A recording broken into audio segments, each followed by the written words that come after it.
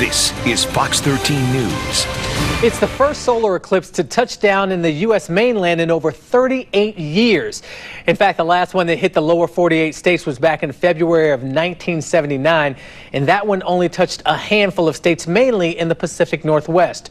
I had a chance to spend some time with members of the Memphis Astronomical Society before they took off for the path of totality.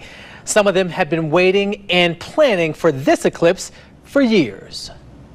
We're in Memphis. We'll see a 94% partial, which is pretty good. But on a scale of 1 to 10, a partial might be a 3, and a total would be a 10 million. So there's no comparison. Jeremy Veldman and Ric Honey have been waiting for years for this very day. A solar eclipse where they would have a chance to witness it in the path of totality. Never seen a total. And I am excited about getting in the path of totality. As far as I'm concerned, the rest of the country can do what it wants to, but I'm going to where the shadow is. They tell me they've been preparing for this day for quite some time. They have apps on their computers that tell them what the weather will be like along the path of totality.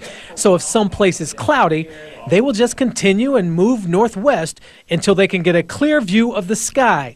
And there will be a lot to see. If you see a bright orange dot just to the left of the eclipse sun, that's the bright star Regulus.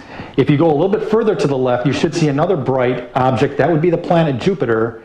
And then to the right, the brightest object in the sky is going to be the planet Venus. And that's a pretty big deal because that's like, you know. I've never seen them during the daytime when the sun's in the middle of the sky at lunch.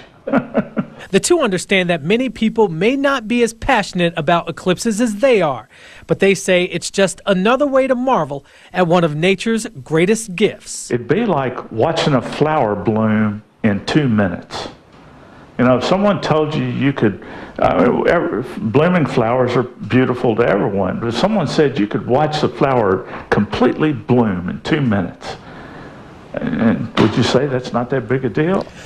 Well, this group made the decision on Saturday as to where they are going to watch the eclipse. Depending on the weather and what would be the cloud cover, they were prepared to travel as far west as Casper, Wyoming.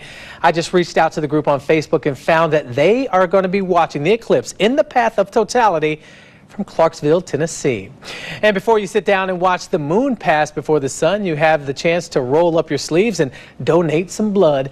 Donors will get a t-shirt and NASA-approved eclipse viewing glasses.